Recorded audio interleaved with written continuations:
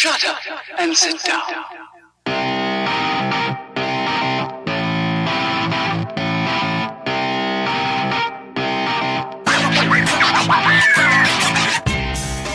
Hey everybody, it's the Takeover Tuesday podcast. I'm David Allen.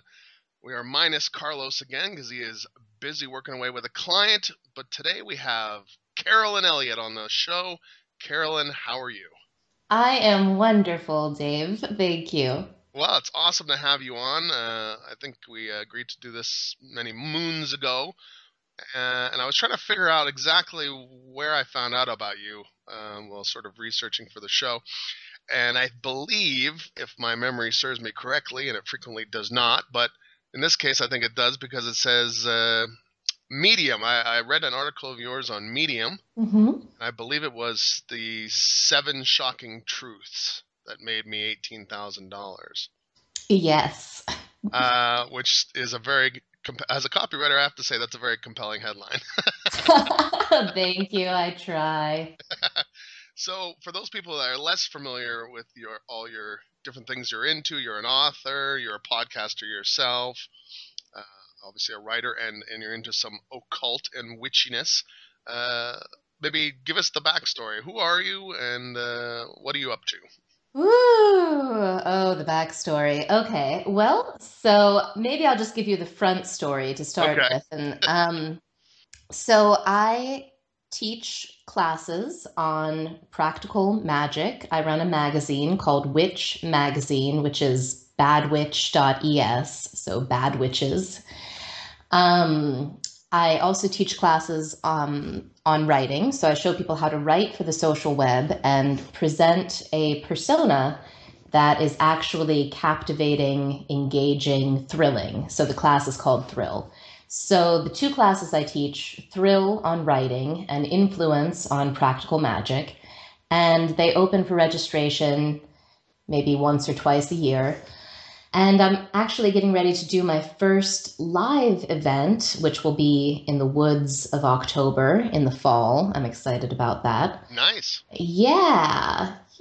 And I've just been very active for many years as a occultist here in my hometown of Pittsburgh, putting on various weird theatrical parties and rituals.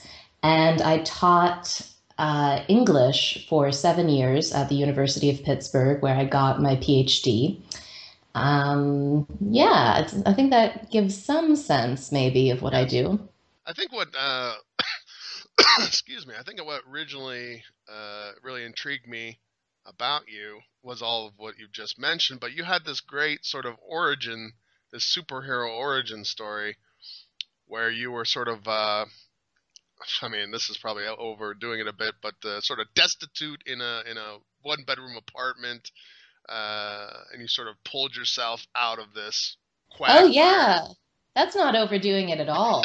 That's completely what it was. I was absolutely destitute. I had graduated with my PhD from the University of Pittsburgh, and they didn't want to hire me as a postdoc because I refused to grade my students. So I gave all of my students A+ all of the time. And bureaucracies don't like that very much. So I was really scrambling. I mean, I knew that I didn't really want to be in academia, but I had no idea how to make a living. I mean, there's an old sad joke, which is, what does a degree in English qualify you to do? And the answer is anything you can do without the degree. So I was taking really these like shitty piecemeal jobs, writing resumes for illiterate Coca-Cola executives and just scraping by. When I actually went mad in the most wonderful way. I mean, I had, I guess they could call it a Kundalini awakening for those of you into those more exotic terms. But basically, I lost touch temporarily with reality and became, there's a word for it. It's Carl Jung called it archetypal inflation. So I became archetypally inflated with the spirit of, I guess it was a thunder goddess, because my thoughts would be like one with the lightning and the thunder. Um, so that was really fun. That was really awesome. And in that time, I got the inspiration to leave behind my apartment, quit my job, and then I ended up homeless. So it was sort of like out of the frying pan and into the fire. But it was actually, yeah, it was. But then the homelessness, I mean, I'm very privileged. I'm very lucky. I have a very warm collection of friends. And so I never really suffered. I was couch surfing, basically. And in that time, I really got to reach deep within myself and find what it was that I had to offer the world that was worth paying for. And that became your sort of you manifested what you're into now. I did. And some days I'm like, this is so weird. How do I have a six-figure location independent business? This is really strange. Yeah. And Yeah. how many years have you been doing what you're into now? Oh, let's see. This is my third year. Okay, so it's relatively new. It is. Oh, And yes. and you remember sort of what was sort of the first step that pulled you not necessarily out of your like you said you went mad, but sort of diverted your interest into a more productive channel, if you will, or a more Mm-hmm. career-oriented channel? Well, exactly. Yeah, good question. So, what really diverted my interest into a more material, business-oriented channel was in my state of madness. All I wanted was to get to the Rainbow Gathering in Montana. That Okay. was all that I wanted. And I couldn't get myself out of Pittsburgh. I couldn't figure out, I had no cat. I couldn't pay for gas for a car share.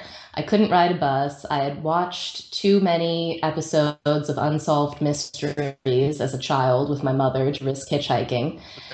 And so I was like, I had this grand bodhisattva dream of just traveling across the US to the Rainbow Gathering, and I couldn't realize it.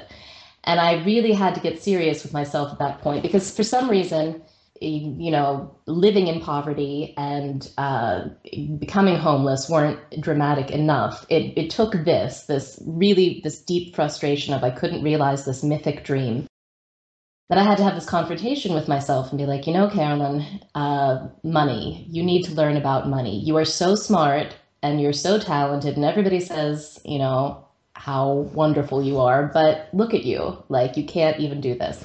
So that was sort of a turning point where I decided to commit myself to learning about sales and copywriting and basically how to entertain people. Yeah. Yeah. How to communicate. And the process of learning to sell was really scary. Yeah, the process, how to communicate, how to become legible to the mortal realm, I guess. That's excellent. I know that's a good way of putting. I think that's a good way of putting it. Is like with the mortal realm. I like that.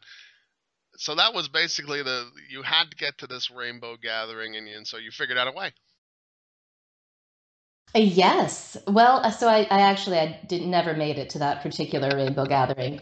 But what I did do is I made it into, I started making it a priority to meet people who could teach me about sales and find mentors and, shuck and jive and hustle and con my way into their attention so that they would teach me what they knew. So I did that, and I was lucky to find some mentors who could really reach me. And I remember the very interesting thing that they said to me was because I had all sorts of hangups about money and the evils of money and the Federal Reserve and all kinds of endless hippie anarchist arguments about it. And one of my teachers looked at me and she said, Carolyn, you like to think that you're an antelope, but actually you're a lion. and you need to go out and hunt. Oh, that's a very strong metaphor. It was a very strong metaphor, and it was very confronting to me because I realized that I had this big victim story about how I had been victimized by money and my parents and my community, and I thought that I was prey. Right. And my teacher said to me, "You are a predator, and you need to drop your judgments about predators. They're just as much a part of the natural world as anything else." Wow, yeah, And it was thanks. also interesting. Yeah, yeah. I was A like, very strong wow, reframe on that. Yeah. very strong reframe. And the part that really made it palatable to my soul, though, because I still am, I'm a deeply altruistic person. The part she said that really made it make sense was that, Carolyn, when you're hunting, you are hunting the part of people's egos that is unwilling to accept help. You're killing the idea that they don't need your help.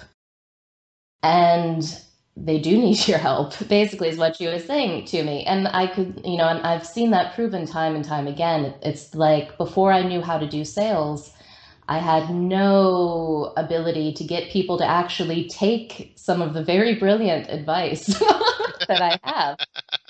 It wasn't until, I started really understanding that nobody takes free advice that it became possible for me to become a huntress and close those sales and write that copy and elicit desire from people, because that was also a very uncomfortable thing for me. I didn't like the idea that I might have something to offer and some people might desire it and not be able to afford it.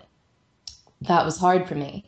So, but I've learned that there's a tremendous value in desiring something that I can't afford and really figuring out how the hell I'm going to hustle to get it. And I don't want to deny people the joy of that process. I like that outlook. I like that. I'm going to borrow that. Because it's true, I think. Not only is Yeah. it clever, Mm-hmm. metaphorically and so forth, but also I think that is true. If you don't have something that you can't get, that is very motivating, obviously. So, and that is a very motivational tool, to get people to act. Yeah, and that's what this world is all about. Like, we could all just sit on blankets on mountains and meditate and be at one with eternal bliss. Like, that is totally an option. And yet I'm like, well, but then what's all the rest of this fun stuff for? Like, I want to interact with it somehow. It seems blasphemous, actually, to just ignore it. So that's what the world. So I guess what I'm saying, Dave, is that I've come to see. Um, it's sort of like a tantric spiritual path within the world of business, money, sex, power, high sensation things. No, I think that's a very interesting approach because, of course, a lot of people do have hang-ups around money, and especially it seems like in the U.S. I'm from Canada originally, but in the U.S. and Canada, there's this, like, with especially the U.S. I think it comes across more strongly because there's like this corporation, the evil corporate entity sort of thing, sort of always around, where people are constantly sort of talking about Mm-hmm. people getting ripped off and the minimum wage should be higher and all those kind of issues, especially now in a political, of course, run up to the new presidency. But you seem to have been, and you had similar hangups by the sound of it, and so you've managed to, with the help of your mentor, reframe these things into a way that you understood them more intimately instead of superficially. Yes, absolutely. And it's also kind of interesting to me, something that I think about a lot, something that I really don't like actually, is in New Age circles where people try to make the money thing go away by saying, like, oh, money is just energy. It's Right. all good. It's like, you know. And the thing is like, I still don't believe that. Like I feel that money is calcified debt, the kind of money that we use anyways. And it represents, resentment and threat of violence from the US government. Right. And like my task as, this in this kind of tantric spiritual practice is to be willing to feel the sensations of that and be willing to be implicated in the karmic dance of that and not try to hide from it or try to avoid it, because the avoiding and the hiding, um, well, those aren't real ways of actually meeting the challenge. Right. Mm-hmm. Yeah. The avoidance is a part of what they call the resistance, of course, Yeah, and so much of it has been, for me, coming to terms with the fact that violence, resentment, indebtedness, like these are all things in my own soul. And if I reject them in the world, I'm rejecting a part of myself. So Yeah. do you think you were, so for as sort of like as multifactorial, of course, as most things are, but do you think this was one of the number one things holding you back, was this money idea, this of what it is and what it, Oh, yeah. Yes.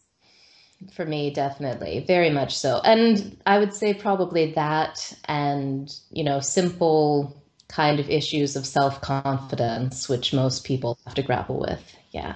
right? Now, so you broke free of that. You had it reframed. You stepped out into the world, and obviously, writing has been a big part of your current success. Yes. You were always writing, by the sounds of it, because you were involved in English and so forth. Yes, I've been very active as a writer since I was a child. In being in academia for a long time, my writing got away from the creative and the evocative and into the super hyper intellectual. Like I read my dissertation the other day and I was like, wow, I used to be really smart. I don't even know what half of this means now. But that's, my writing has taken a shift back towards being for the people and for, um, a wide audience, and that's really, really satisfying to me. I think this is the best time to be alive as a writer. Never before has it been so easy to reach such a large audience. Right? No, I agree. Now you've written at least one book, if not several. Yes, my book is called Awaken Your Genius, a 7-step guide to uncovering your creativity and manifesting your dreams. That's a long subtitle. I always forget it. And it came out from North Atlantic Books, Random House, and it's sort of a cult favorite creativity book. Um, and I've written a novel, which I haven't done much to promote. Hopefully, I'll write another novel soon. Um, yeah, I write things. That's awesome. And this magazine, this is a virtual magazine, Bad Witches. Yes, it is. It's an online magazine, and we publish usually at least one article every weekday. And we have about 5,000 active readers. Well, 5,000 on our email list and about 10,000 on Facebook. So it's a pretty substantial presence. Yeah, and I'm so, so grateful for it because it's connected me to occultists around the world. That's excellent. So, you put on. Now you said you're putting on your first live event. You had virtual courses up to this point. Yes, yes. Now, did you seek out mentorship in regards to these creating virtual products, or you just learn yourself, in your own investigations? Yeah, well, I sort of put it together myself. I just really, I kind of took notice of what other people were doing who were teaching courses and advertising courses, studied other people's email patterns and realized, oh, there's this thing called launches that happen. Right. And this is how people do them, and I could do them too. So for me, the most challenging part was really just figuring out what it was that I had to offer that that I, how do I say, knew that I could teach people really, really well, exceedingly well, because that's important to me. I don't want to put out something that's just like everything else on the market. I want to show people how to do something truly fantastic. So that's why I'm really proud of this course that I teach, Thrill, which was the first course that I ever launched, and I've launched it a few times now.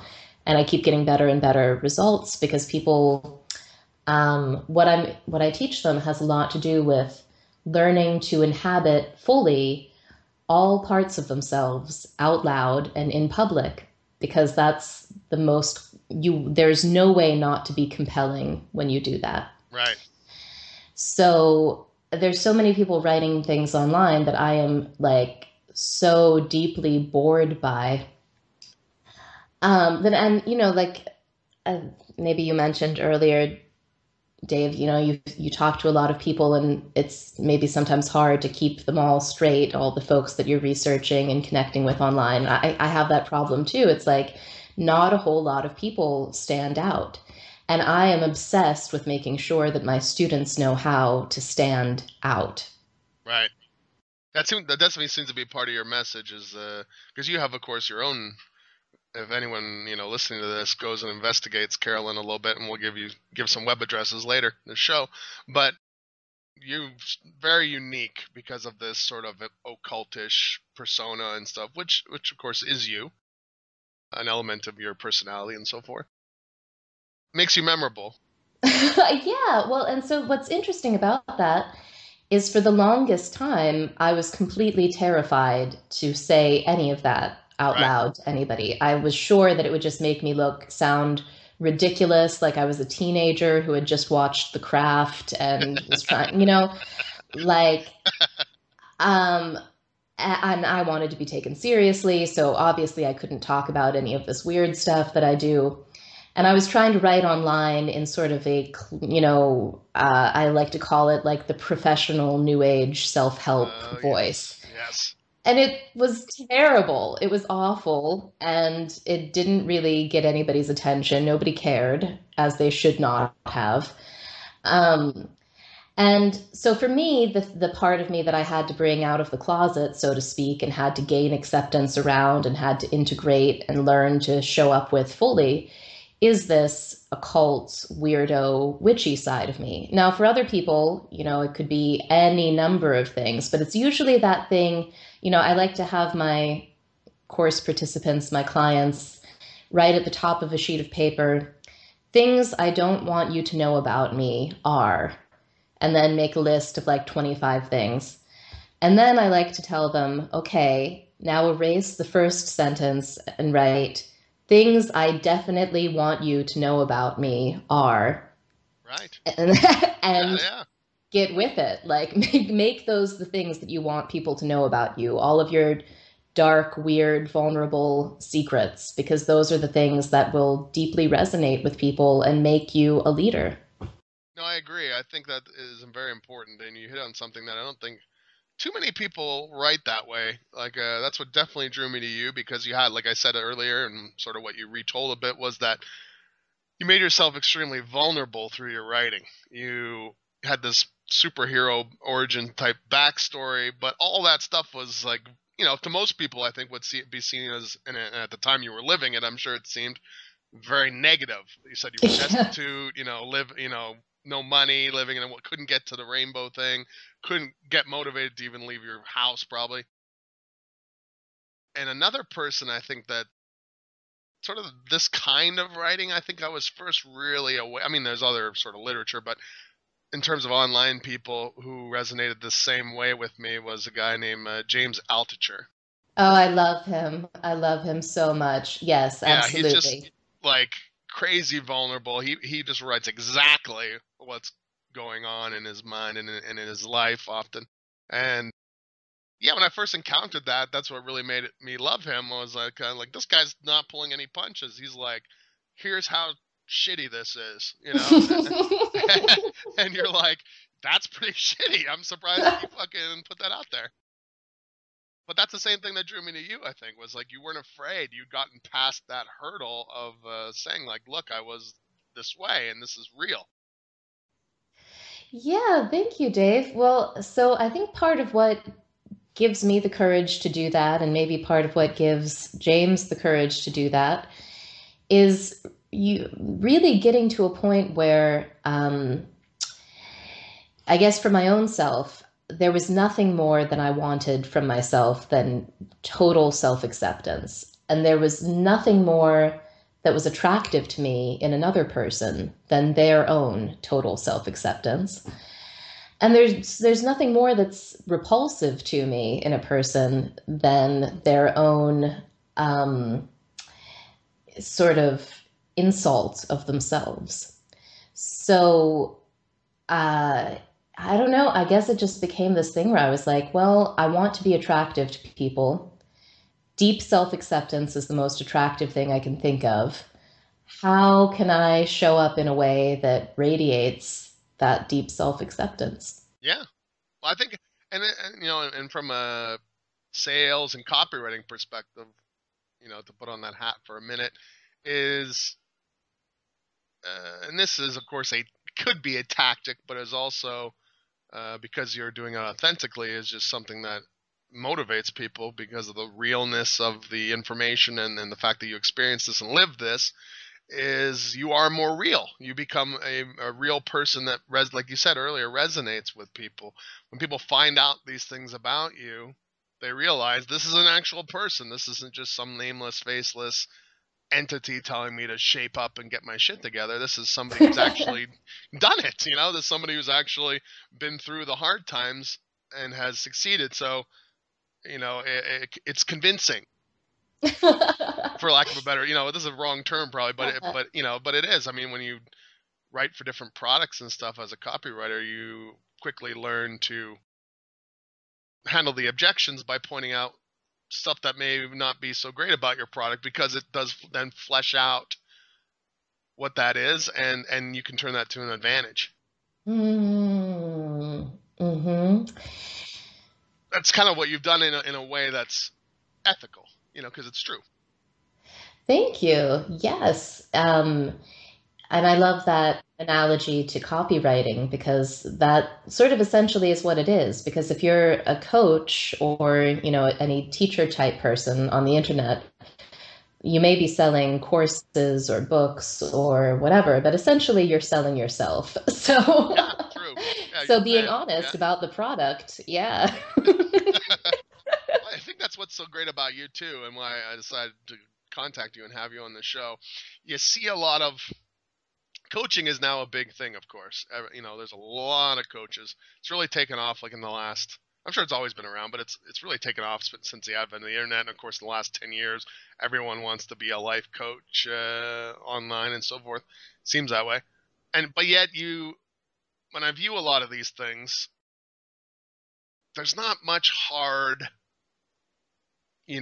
information or real actionable stuff. A lot of it is woo-woo. Now, you'd think, some people might think, through hearing this, because you said you were very afraid to talk about the sort of occult stuff when you first started in this thing. But I think you in particular, I'd say, you really sort of demonstrated, boom, boom, boom, here's what I did. Boom, boom, boom, I went forward with some real actionable steps. A lot of people are talking about, like, man, you just need to be happy, you need to break free from your thing. But that's hard for people to put into, I mean, that's all of it is perhaps true, but there's nothing to hang your hat on. Right? Yeah. Yeah. I don't like that. Like, that's one of the things I think holds people back, because they're like, okay, yeah, I really agree with this person in the video, for instance, who's saying to me, you need to do this, and I feel like I need to do that.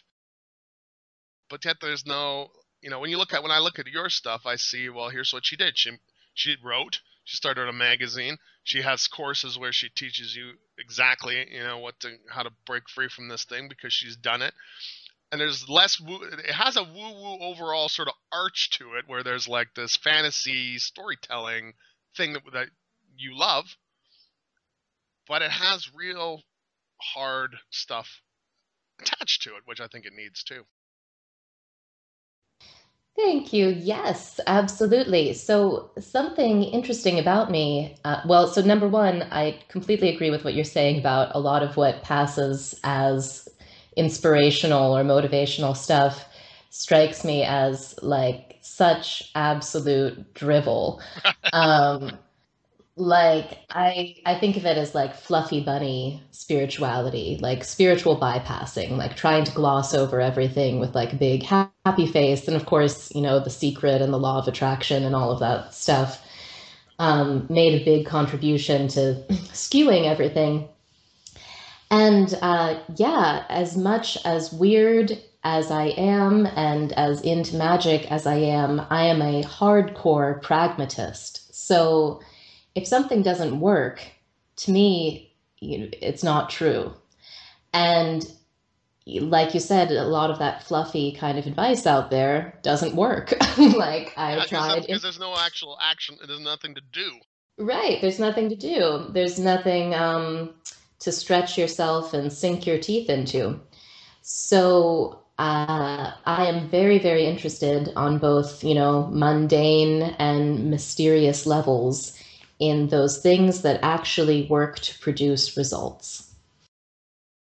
No, I think that's very, when people go and listen to this and then they look at your stuff and perhaps get involved with your programs or your magazines or, you know, read your book perhaps, that will be apparent, I think, because that's what separated you, in my mind at least, from some of these other people that, you know, are well intentioned, I'm sure, in many cases, want to help people and but there's it just not fleshed out. There's no real, you know, I heard someone a while ago say the secret to the secret is actually doing something, you know.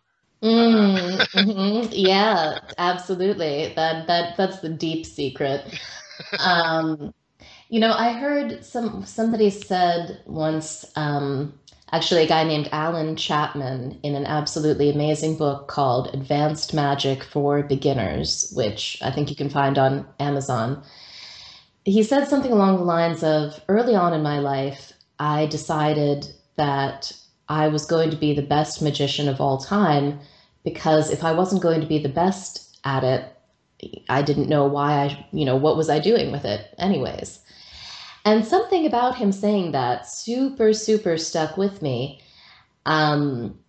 So that whole project of, you know, what does it take on every level to become the best at what I'm doing, or one of the best in the world? And that level of commitment and that level of, obsession, basically, is what interests me, and it's what I look for in the clients that I take on. So I only take on a handful of one-on-one clients these days, and I really only want those people who have that kind of driving motivation. Mm-hmm. Now, if somebody is listening to this and they are where you were 3.5, 4 years ago, and they've, you know, heard that you sought out mentors and so forth, how do you connect with these type of people for someone who's trying to get out of their own deluge of despair? Yeah, so great question. I mean, it's a question that I hesitate to answer because the way that I dealt with it, I think is problematic. Like, I don't think that it's a great solution. It was the only solution that I had to grab at, which is I put a lot of money on credit cards to pay the fees of the coaches that I wanted to work with. And that was a big risk. And I hate debt. I hate the credit card system. I hate all of that stuff. So it was a risky move, and it turned out to be the right one for me. So that was my sort of desperate thing. But in a way, it was sort of the most excellent investment that I could make, because what I needed more than anything else was just to have somebody really see me, really see the ways that I was lying to myself, and really just kind of bitch slap me out of my delusions. Right, So right. that was worth every penny. Sure. And I rapidly paid my way out of that debt thanks to implementing what they taught me. So I guess, if you find a teacher who super, super resonates with you, um, if somebody refers you, if you hear somebody, if I super resonate with you, I also could refer people to other brilliant coaches, mentors that I know. My own coach is Christina Berkeley. She is brilliant. And I've also worked with Ken Blackman, who is amazing. He's an intimacy coach. And so when you come across these people, doing whatever it takes to pay their fees and get their help. And because the thing is that I'm sure that there are very wise masters lurking somewhere who will help you for free. And I've gotten tons of free help in my life. Like I was addicted to heroin as a teenager. Tons of people in 12-step groups helped me for absolutely free. But when it comes to learning how not just to stay alive, but how to absolutely thrive in this world, you tend to have to pay mentors to do that. So, yeah, it's a tough thing, and there's not an easy answer to it because I can't just wholeheartedly say, well, just whip out your credit card right Right. now. Yeah, Like yeah, I yeah, I understand. In good conscience, you're trying not to push people into a debt situation. Now, did you have to? How'd you go about vetting these people? Did you find someone that was just like you said, mentioned briefly there, someone who just really resonated with you? Were you referred to these people? Like, did you have to go through a number of them before you found the person that? Yeah, well, so I started asking around, and it was through sort of a process of seeing somebody in action that really terrified me. Like, I met this woman, and she was a salesperson, and I saw her demonstrating what she was doing, and it was terrifying to me. Like, the way that she spoke, the way that she handled people, she was so matter of fact, and she was so absolutely just penetrating, and she terrified most people around her. And half the people who saw her, just thought that she was an evil bitch, and half the Right. people thought that she was like the god incarnate. And I was like, well, I should probably learn something here now. Like, so the world is twisty, and I can't wholeheartedly also like name the organization that I've learned from because they have some ethical issues that I'm discovered that I can't be down with. Gotcha. So I can't give an endorsement. But what that piece that I conveyed about the realizing that I'm a predator who is hunting falseness and false walls and tearing down those walls in people, that was the essential thing that I learned in that. Um, I think it's really important to find a mentor who will give you sort of. So Christina Berkeley operates this way, where I had a conversation with her that was totally on the house. It was a free exploratory conversation, and within the context of that conversation, which was completely free, she dramatically changed my life to the point that I was like, holy hell, I need to come up with the thousands of dollars that it takes to work with her long term, because this woman is a genius and she truly sees me and she truly gets me. So I think that when you have an experience with somebody like that, in your heart. And I mean, the thing is you want to look for somebody who's doing what you want to be able to do. So I was looking around for a coach who knew how to have a six-figure practice, and Christina was recommended to me, and I learned so much from her. Awesome. Yeah, I think that is a problem. I've had mentors for my various things that I'm into, and they can be tough to find. Usually you've already found them, but maybe you just are afraid of approaching them, because they have some sort of exalted position in your mind, yeah, which is often a hurdle you have to go. For anyone listening to this particular podcast, if you go back God, I think to a couple podcasts, Luke Corden, we had a copywriter on the show, Luke Corden, and he gives a very interesting methodology in there from another copywriter on how to overcome that, Hmm. which was we'll term the vodka solution to contacting people who you're afraid of. Getting drunk and sending them emails? Is that what that consists of? Yes, exactly. Okay. But yeah, I mean, that is, and I had to vet a couple people. When I'm not copywriting, I street perform.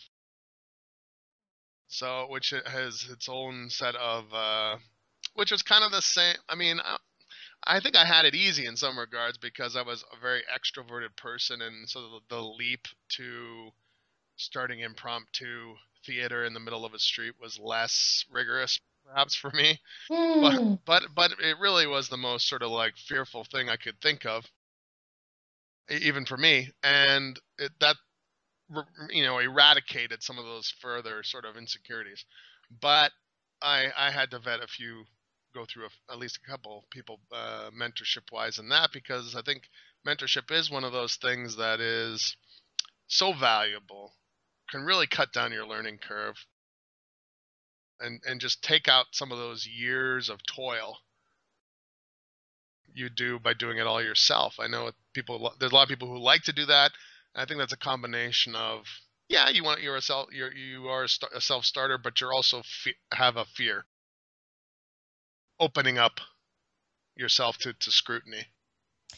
Oh, yeah. Oh, yeah. It wasn't until I hit absolute bottom with seeing that I could not figure it out Yeah, myself that some of I these things you became just really. can't think your way out of. No, yeah, what is it? It's like you can't solve a problem with the same mind that created it. Right, right. Yeah. Well, I had that same sort of, well, copywriting was the same way, because you just get lambasted, and then you have to rewrite it 1,000 times. But in regards to the street performing thing, I had mentors. I came to a place where there were a lot of different sort of senior people who are doing it for years, who would, and I opened myself up to that kind of critique because I knew that was the shortest path. It's like, just tell me this is shit, I'll fix it, and we'll go, and then tell me what shit about that, and it's this iteration process, because it's just like a product iteration process. Like you said, you put on this thrill course several times now. The first one was like, oh, okay, didn't really expect that would happen. Now I gotta take care of that for the next, iterations ago. When it comes to street performing, the iterations are extremely fast, because they can happen on it like, if you do like, 10 shows a day, from one show to the next, if you're getting critiqued by somebody more senior and more experienced than you can change it immediately, 10, 15 minutes later, and then you get very good at it very fast, because if you open yourself up to that. Oh, yeah. A lot of things Yeah. have a long tail to them, where it takes a while to get that. Yeah, it sounds like that's sort of a commonality thing that a lot of people we've had on this show, I hesitate to say everyone because I'm trying to remember everyone we've had, but mentorship has been a big part of their success. And even if it's not direct mentorship, one of the terms I hate is self-made. Mm. Well, I see people wearing self-made hats and so forth, and I understand the why you feel good about that. Like, you could very easily say, I pulled myself out of this despair into a six-figure business now. You're not like that because you've seen sort of who helped you, and you applied all these things. But really, everyone, even if they haven't sought out direct mentorship, they've learned from other people's mistakes. Oh, yeah, absolutely. And and we all have family and friends too. So when I think about calling myself a self-made woman, I'm like, well, I'm really a community-made woman because there were all these people who kept me alive when I was Right, right. It's kind really of low. a ridiculous term. But you've really done a lot. I mean, when was the first time you put Thrill on? When was the first?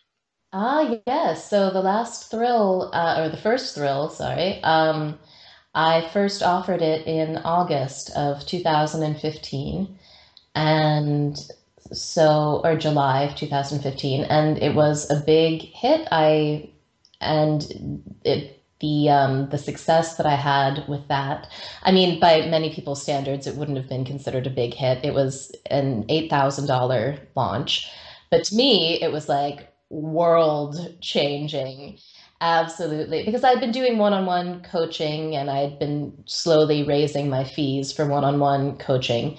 But the fact that I realized, like, wow, I could launch and do this one to many kind of thing, because I'm sort of a teacher at heart. Like, I love coaching, but I love teaching even more.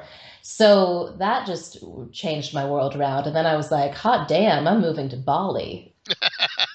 Yeah, I And think that's great. yeah, Now you just got back, is that? I did. Yeah, I was in Bali for 8 months, and then I was very lucky to get to tour Europe for a month, and then I came back home to the States, and now I'm really, really delighted to be home. That's awesome. Like Yeah. it's fun once you have a I mean, we've had some people on here. I think a lot of people probably who are location independent or could choose to be if they so desired. And it's I think a lot of people who listen to this podcast perhaps are either angling for that, wish they had that, wish they could do that, and so that's why one of the reasons I wanted to have you on too, because you've done some world traveling, you've lived in Bali. It's one of the now was that came after you wanted, or was that a plan? That was not a plan at all. Like, I am such a homebody that all I ever wanted to do was live in Pittsburgh. And then, well, it was a combination of things. So, what happened was, I had this successful launch. I made more money in 1 month than I had ever previously made.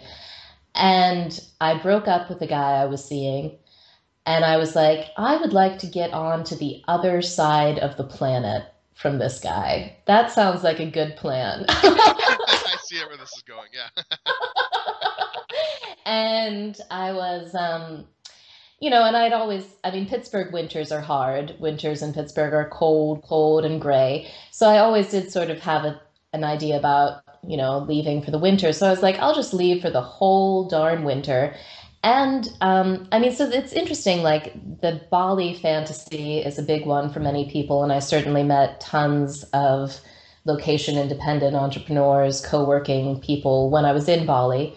Um, I do feel a little bit obligated to say, like, it is absolutely wonderful, and it also has its downsides, you know? Yeah. Do Mm. tell. Yeah, well, so the pluses obviously would be the wonderful, warm weather and the beautiful natural landscape and the sweet. I mean, the Balinese people are very, very sweet. Um, the downsides being you are surrounded by other digital nomads, usually. Um, and we, I don't know, various degrees of obnoxious yoga people. And and what else are the downsides? Well, for me, it was sort of like I don't like that feeling of rootlessness. I don't, it seems like many people that I was meeting were really into the whole rootless, they wanted to be rootless forever sort of thing. And as much as I was enjoying the warm sun and all the coconut water and the beautiful flowers, I would get really lonely just for like potluck dinners in Pittsburgh with people that I'd known for 10 years. So for me, sort of the warmth of home and hearth is almost even more exciting these days than tropical beaches. Yeah, I think that's a point. I've been traveling for almost 3 years now, and I see what you mean. Because you do once you've had, it's weird. Currently in New Orleans right now, and which is a Ooh, fantastic city. I was thinking of coming down there for this winter. Oh yeah, it's definitely a good place. I come down here for the street performing aspect because it's one of the few places in America that's warm enough to street perform in the winter. Yeah, well, I'm originally from Canada, so I got friends back in Canada that I haven't seen in a while, and it's interesting how once I mean, it feels even being in New Orleans for several months, and I've done it a couple times now. I feel like I almost have lived here for a while, even though I've never have. It's like it's almost become normal. It's real. When I remember first coming here and being like, oh my God, look at this architecture. I feel like I'm in the 1890s. Everything's in French. It was very, very new and unique. And then within a couple of months, I didn't even notice that. It's almost sad because I didn't notice it anymore because I was very work focused, of course, especially then when I was first starting out doing it. But yeah, it's weird. Every new place, of course, wears off on you, and you begin to notice that it's not the panacea, perhaps, that you hoped. And Right. I think that there is a realness to talking about not just the upsides, because everyone says, "Oh, I would love to escape to Bali for 8 months and get rid of winter." That's one of the reasons I come down to New Orleans, get out of Canadian winter, which is like insane. I mean, it is hard. I can't really understate the value of that. Like getting out of winter is pretty damn amazing. I mean, like I am subject to seasonal depression. A lot of people are, and being in Bali this winter, I didn't have a trace of depression, so that was pretty priceless. Yeah, Yeah. but Yeah. I think traveling, of course, which is one of the reasons I started street performing and doing digital things, was one of the main focuses. Is I thought, well, I got to see some of this stuff before it's perhaps too late. Once you get traveling, I think you just learn so much more about yourself. Like you said, well, you thought, okay, I'm on Bali where everything is, the weather's great and the indigenous people are great, but maybe some of these other entrepreneurs not so great. Yeah. Yeah, exactly. I mean, I'm such a jerk. I can I get But yeah. there are drawbacks to everything. Like like for an instance in New Orleans, I love New Orleans. The food here is too good. Oh Makes yeah. it makes me put on weight. But the people here are like give you the shirt off their back, and you're also mixed in, like especially when you're street performing, you're mixed in with a lot of homeless issues and stuff too. And there's hustlers, there's con men out there all the time. They don't really affect us, but you see them affecting the tourists and so forth. And so there's all these sort of, you grow accustomed to some of the good stuff, and now you see more of the negative aspects of it. But you learn so much about the world from traveling. I mean, that's even if you don't intend to be a digital nomad, I implore so many people to travel and learning about other people. You learn about yourself. Oh yeah. Well, that I can certainly agree with, and I think it was especially exciting for me when I got to visit various places in Europe, um, and really see. I think, I don't know, Dave. I think maybe the main thing I learned about myself was how much I love coffee shops. I can with a full giant mug of coffee next to me, I can certainly relate. I realized what a major priority that was in my life. And I think that Um, did you find people, not to get into massive in USA, Canada, North America versus Europe, a comparison, but how did you find Europe? Because you're an American, so you've lived in America most of your life. How did you compare Europe in terms of the people? Are they more laid back? Or are they more? oh, yeah, interesting question. I mean, everybody that I interacted with in Europe was absolutely delightful. Like, I just had so many gorgeous experiences, um, sort of unlike the kind that I have in the United States, specifically with making friends just on the street in public. Like,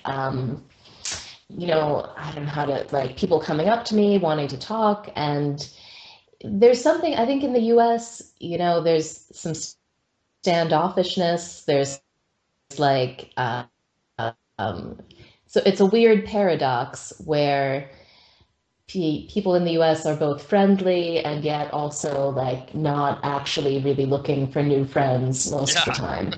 Whereas what I felt like I was encountering in Europe was really people wanting to connect and just talk while hanging out. And that was so much fun for me. So that was lovely. Also in Paris, I had the phenomenally strange phenomenon. That's redundant. But so here, as a woman in the US, I'm used to walking down streets and having getting compliments, but usually only from homeless men. Like, usually only from men who are down and out, who have nothing to lose, will shout, like, hey, baby, you so fine, whatever, Right. Right. Or maybe not homeless, but just kind of on Skid Row, maybe. Whereas in Paris, there were like beautifully dressed men who were clearly employed and functional citizens who would come up and say things to me like, Mademoiselle, c'est belle, like Yes. would compliment me. And I was like, what paradise is this? This is so lovely. And it was, a very different experience of my own femininity, I guess, that I got to have in Paris. So that was really precious. It is the city of love, they say. It is, yes. And I would just love for American, Canadian men, well dressed, employed, Yeah. or entrepreneurial men to learn how to go ahead and, do that. It just makes life nicer. Well, I think you're right on that. I think there is a difference in the people, like you said, they're willing to go out and say things to you and be vulnerable, if you will. There's such a rejection factor here in North America for some reason. I used to work in a very large nightclub for 5 years as a security manager, and at the same time, I was freshly single out of a very long, like 11 and a half year relationship. So I saw, and I was out dating myself. So I saw, you got to see the matrix, if you will, when you're working in a nightclub. You see all these groups come and people try to interact and so forth. But there is such a huge failure slash rejection barrier in North America that you don't seem to get, like, for instance, in Brazil, Argentina, Hmm. and like in Europe. I haven't been to Australia and played, but I've heard it's similar. Is that they put themselves out there. It's seen as perhaps more aggressive, but it's also you're opening yourself up to more vulnerability. So it's interesting to see those dynamics at work because there's such a huge anti-failure thing in North America that failure is so horrible, when in reality everyone's failed their way to success Right. once you look at it. Absolutely. Yeah. Successful people are just the ones who fail more often, right? Yeah, I totally agree. And I mean, that's a really interesting social phenomenon. I would love to, if somebody could really explain to me and show me why that is. I wonder if it has something to do with, I think maybe women in North America just being less trusting that if they accept a man's advances, that the man will be a gentleman. Like, and and I think maybe there's been a corrosion of trust over a long period of time. I think there's Whereas I in think there's Europe, I think there's also been a corrosion of like what is there's a lot of talk these days, of course, about transgender issues, and sort of that line is being blurred between there's only male, there's only female, and so forth too, and that's great. I think that's very progressive. But the male role in America, you don't find this as much elsewhere. I don't think. I don't know, but it seems you don't find it as much elsewhere, where the male role is still there's still a lot of people on that very far end of the male spectrum where they're like grew up, their father was a man's man or so forth. Seems like in North America that's moved more towards the center. That sort of mm, like metrosexual mhm. archetype, which may have, you look back at movies from like the 30s and 40s and stuff. You have these very strong, Errol Flynn, people like this, who are very strong male. And you still have those here and there. I mean, people with beards seem to be the people nowadays who have those strong archetypes, Uh-huh. lumberjacks with beards. But but yeah, that's being eroded too. If you look now, Hmm. having a beard has now become a hipster thing almost. So it's interesting, you know. Yeah, it is. And I mean, I think there is a crisis of masculinity, and I mean, there's just a crisis of gender, gender, Yeah, um, investigation and changing all around. Um, and I mean, I have deep sympathy for men because I imagine it must be very disorienting. Like, we're living sort of in one of the first generations post the women's liberation era and post the gay rights and everything. So It is all just a gigantic ball of confusion right now. So when people actually succeed in being vulnerable, in being intimate, in actually having fun and connecting, it's a miracle. It's wonderful. Yeah, it truly is. And I've always been just like I said before, I think extroverted. So I've never had a problem talking to people. I've always talked to people just to amuse myself, if nothing else, and stave off boredom, in the line at the coffee place or whatever. But it more so, I think, here than in other, like you said, in other countries, there is that. I mean, New Orleans is kind of unique. It's kind of its own oasis. But you go to, like, I was in Chicago this summer, and people were really local Chicagoans were really sort of standoffish. It Hmm. was hard to get to know them. And I've heard that about New York and other sort of major metropolitan areas. But yeah, I don't know. It's interesting that you experienced that the sort of, for lack of a better term, the higher end man in Hmm. Paris was equally complimentary, other than the leering hostess. Yeah. Yeah, exactly. And that's, I sort of even I feel like starting a campaign in North America. More gentlemanly compliments, less leering from bums. That would be Yeah, lovely. I think that's a good meme to start. I think. Yeah. Well, if people want to reach you, Carolyn, if people want to, get a hold of you, get into your programs, get some coaching, and break out of their own situation that they no longer want to be a part of, how do they? What's the best way to reach you? Yeah, so there's my personal website, which is carolyngraceelliott.com. And Elliott has two L's and two T's. And there you can learn more about the coaching that I offer, and you can get on the list to learn when my next thrill writing class happens. And you can fill out a contact form to contact me about an exploratory coaching session. And then my magazine, Witch Magazine, the web address is badwitch.es. And that's a super fun email list to join. There's forms all over the site. You can join the Witch email list, and then you will receive updates from Witch, and you'll receive announcements about when Influence opens. And Influence is my life altering course on mastering practical magic. Yeah. So getting on those email lists, and you can use that contact form. And I also always recommend if people are interested in keeping up with me to go ahead and friend me on Facebook, because I spend way too much time on Facebook. And if you want to get a sense of who I am and get to know me better and interact with my fun things that I post, that's a great way to do it. That is awesome. Well, you heard it here first.